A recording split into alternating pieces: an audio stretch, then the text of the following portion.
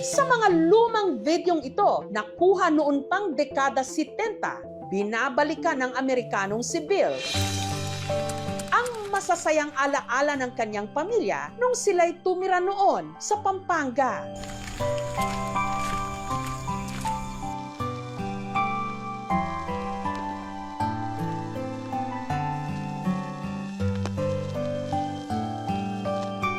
February 1979, this 8mm reel was filmed after we got to Corregidor Island. I get goosebumps thinking of all the men that lost their lives and suffered afterwards on the death march to Camp O'Donnell in 1942. Family outing to Grotto Bamban in Tarlac around April 1979. I'm the little 9-year-old kid with very, very blonde hair in the blue and white striped shirt. It was Dad and Mom, me, my older sister, and brother. The videos were mostly captured by my father. It was an older, this was the 70s, so this was an 8mm camera with no sound. Pero sa lahat ng mga nakasalamuha sa Pilipinas, may isa raw na hindi mawaglit-waglit sa kanyang isipan. February 23rd, 1979, our maid Rose in the front yard and then around the yard at our house. We lived right off base at 53 Bonifacio Street and then moved across the road to another house. Ang kanyang pinayaya noon si Ate Rose. Kaya nag-post si Bill sa isang Facebook group ng lumang video ng kanyang Ate Rose sa pag-asang mahanap niya ito. At ang post nag-viral. Ang netizens nagbayanihan para mahanap ang Pilipinang yaya ni Bill. Yung bahay ng may-ari ng video, apartment na ngayon. At meron pang ang nagsulat ng kanta tungkol kay Ate Rose. Ilang dekada man ang dumaan at hindi mo na matandaan. Ako yung lagi mong kasama nung ako ay bata pa. Ate Rose, nasaan ka na? Nasaan na nga ba si Ate Rose? Si Bill nakatira na ngayon sa Florida sa Amerika. 7 taong gulang lang daw siya nung tumira ang kanyang pamilya sa Clark sa Pampanga. My dad was in the U.S. Air Force. He was stationed in the Philippines and took the whole family with him. Our home was on Bonifacio Street. I went to school, elementary school, on the base. I remember how to count to 10. My friends, we played a lot. Para may katuwang sila sa bahay na masukan daw sa kanila ang nooy 15 anyos lang na si Ate Rose. My mom and dad, hired her to take care of the home and the family. And my older brother and sister, there was a good 5 or 6 year age difference. So they didn't want to play with me at all. So Rose was there and she was very kind and loving. I saw her more than I did my brothers and sisters. There's a special bond there, something you don't forget. She was part of the family because she was there. Isa pa sa hindi niya malilimutan sa kanyang yaya, ang pagiging camera shy raw nito. One video was when Dad just wanted to capture the house. She would enter the room and not notice Dad had the camera, and so she would duck out really fast. Didn't want to be filmed. Pero matapos ang halos 3 taong paninirahan ng pamilya Bowen sa Clark, taong 1979, kinailangan daw nilang bumalik ng Amerika. Bago umalis, bumisita pa raw sila sa bahay ng kanyang yaya Rose sa Capas, Tarlac. We took a day trip there. Very kind and generous and loving. Inalok nila si Rose na sumama sa kanila sa Amerika. Pinaproseso pa nga raw nila ang visa nito, pero na-deny ito. My mom and dad might have exchanged letters, but for me as a kid, it ended there. Hindi man nag-cruise muli ang kanilang landas, hindi naman daw nawala sa kanyang isip ang masasayang alaala nila ng kanyang dating yaya. I started watching them again and saw the videos of the Philippines, and it brought back lots of memories. So I posted some of the videos to the Facebook groups about the Clark Air Base. At sa dinami-rami ng ipinost niyang throwback videos sa page, ang video raw ng kanyang yaya Rose nakahuli sa atensyon ng marami. Isa sa kanila, si Ronnie. Nakita ko po yung video noon, wala pong sound yun. Kaya po, inaisipan ko po, lapatan ko po ng kanta. Kung sakaling makita mo ang nakaraang ito, Maalala mo sana ang kahapong nagdaan, panahon na kung saan lahat ay simple lang. Kasama mo kaming nagsasaya. Yung melody po na yon, saka po yung lyrics nun, talagang sinulat ko po yon. Pero po, dahil nga gusto ko mag-fit yung audio dun sa video, ano ko po siya sa isang paid AI software. Ate Rose, nasaan ka na? Ang isinulat na kanta ni Ronnie nag-viral. After 2 weeks po, may na-receive po ulit akong message doon po sa page ko na nagpakilala na kapitbahay po siya ni Ate Rose. Ang nagpapakilalang kapitbahay ni Ate Rose, si Serrila, tiga Angeles sa Pampanga. Nakita ko yung face niya, parang familiar. Binasa ko yung caption, sabi, Ate Rose, nasaan ka na? Sabi ko, parang si Ate Rose nga to. Pinuntahan ko siya dito sa bahay nila. Confirmed! Buhay pa si Ate Rose. At sa mga curious dyan, kung kamusta na ba siya, heto na si Yaya Rose ngayon.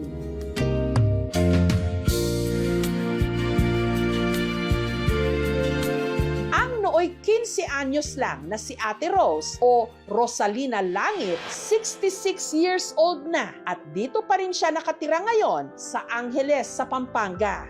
Sa murang edad, natuto na raw si Rose na magbanat ng buto. Sakitin po yung tatay ko. Nakikitanim po siya ng palay. Nagganyan po ako pero hindi ko po nga kaya gusto kong namasukan na. Hanggang sa nakilala na nga niya ang pamilya Bowen. Tinanong ko po, did you need house girl, ma'am? Housemaid? Oh yes, I need one. I like you. What's your name? Sabi niya. If you need me, I tell you when I start. You start now. Tinuring po nila akong pamilya. Kasi po, kung ano po ang pagkain nila, kinakain ko po. At sa tuwing namamasyal daw ang pamilya, lagi siyang kasakasama. Pinasyal ako sa Clark. Tapos pumunta kami sa grotto. Madalas pang araw silang bumisita noon sa kanilang bayan, sa Kapas sa Tarlac. Binidyo po yung bahay namin. Talagang hirap po kami noon. Pero kung meron man daw pinakamalapit sa kanya sa pamilya Bowen, yan ay walang iba kundi ang kanyang alaga na si Bill. Si Bill naman, dahil maliit siya, lagi kaming naglalaro. Sunod-sunod sa akin. Lagi kaming nag-uusap kahit napalipit ang English ko. Natandaan niya, mabait yan. Matakutin lang. Pag pinisil ko yung ilong niya, tapos bigla siyang tatawa. Ito yung bahay na tinira namin noon, nung nandito pa sila Bill at sa mga pamilya niya. Maraming bonggabilya sa labas, hanggang dun sa side. Itong bahay na ito, hindi pa ganito noon. Medyo luma na noon itong bahay. Marami nang nagbago.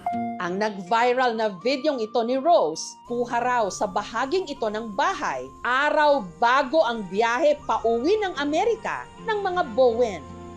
May isang alaala na kay sarap pagmasdan, kulay man ay kumupas, ganda ay di lilipas. Ate Rose, nasaan ka na? Hindi namin po napanood. Kailanganan po na nilang aalis. Malungkot po ako. Iniiyakan ko po talaga sila. Nag-connection kami sa sulat ni Anet. Yun, kinukumusta niya ako, kumusta yung pamilya mo. At saka, binigyan ako ng pera ni Mrs. Bowen. Nang pumutok ang Mount Pinatubo noong 1991, natigil na raw sa pamamasukan si Rose. Umpisa akong nagtinda-tinda ng merienda. Hanggang sa nabalitaan na lang niya na nitong nakaraang taon, makalipas ang mahigit 4 na dekada, hinahanap pa rin pala siya ng pamilyang dati niyang pinagsilbihan. Para patunayan kina Bill na siya ang hinahanap niyang yaya, nag-send si Rose ng video sa page ni Ronnie. Hi, I'm Rose. I'm still in Angeles City. I'm 65 years now. Hi, Bill. Yung kuya niya si Kenneth. Kenneth po ang kuya Bowen niya. din. At saka yung kapatid niya, si Michelle Bowen din. Tatlo sila yan eh, alaga ko sila. I hope you okay. I'm okay, but I'm a senior citizen na. Nag-chat siya muna. Tapos, kinol niya ako. And I heard her voice. I knew it was her. We both have a few more wrinkles, but that was her. And it filled my heart with joy. Ang iniiling ko po sana, yung magkita po kami ng personal. Nitong Miyerkules, ipinapanood ng aming team kay Rose ang mga lumang video na kuha ng pamilya ni Bill. Ay, ako yan po, yung katabi ni Bill. Yan po, si mama niya po. Ayan po si Michelle at saka si Kenny.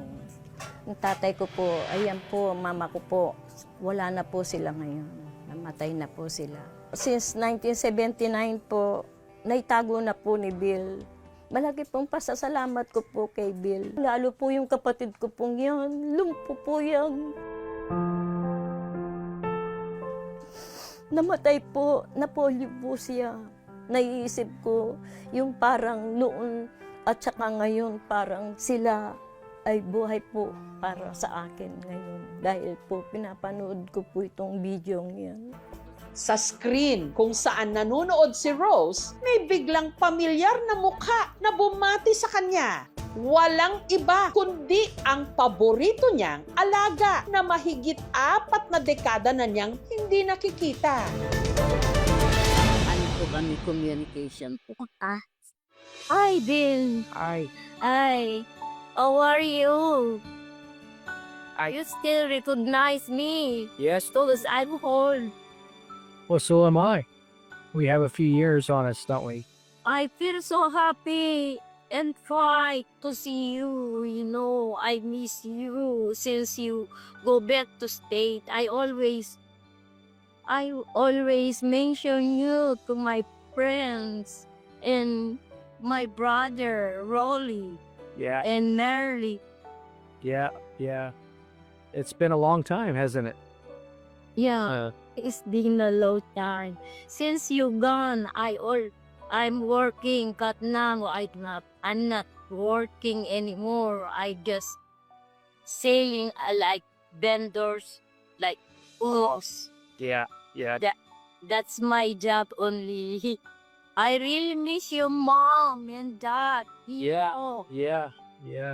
It's been a long time. They're no longer with us. I wish we could share this with Dad too and Mom. me too. I wish we share, but no, they pass away. My mother too and my daddy too Yeah. pass away.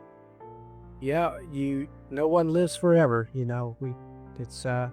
You have to enjoy life while it's here. So this has been great. It makes me want to come visit. So I'm gonna have to try to do that soon. You open here in Philippines if you wanna visit us. Our house when we are in Flagler one, Oh, Bonifacio Street. yeah. You're not recognized now. No flower now. No bongabilla flower. You know. Yeah, Bougainville. Yeah, those are beautiful. Yeah, I'll have to come visit. It's been too long. But I'm so glad we got in touch with each other again. I'm so glad Dad had the camera and took all the videos. It stirs up a lot of memories. So Yeah. Thank you, Bill, for you keep the video long. It's so long time since 79 until yeah. 2026, you know. I did not believe that, Bill. It's you keep for long. I miss you. And you remember when we play, I touching your nose and breathes very hot and you lump after that. You still remember that? Yeah. I don't forget that. Yeah, because you and I we close together when you're small, you know. Yeah. Kenny and Michelle were so much older, you know, and they didn't want to spend time with their little brother. So I'm glad that we had you and you were there to spend time with me. Thank you very much. Ay, hindi ko akalain si Bill. Nakita ko sa movie. Hi, Bill. Wait, close kami ni Bill talaga nung maliit siya. Lagi kaming naglalaro, habulan kami. Makulit kasi siya. Hindi ko akalain. Itong taon nito, nagkita kami.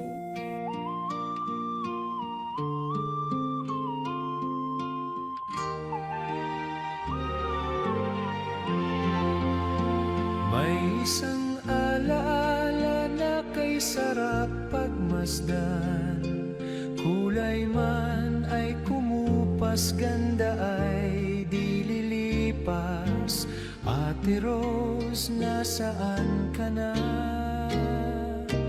Kung sakaling makita mo ang nakaraang ito, maalala mo sana ang kahapong nagdaan. Maaaring kumupas ang mga larawan at magbago ang mukha, pero mananatili ang alaala ng pagmamahal at pag-aaruga. At katulad ng bulaklak, may panahon para muli itong mamukadkad. Panahon na kung saan lahat ay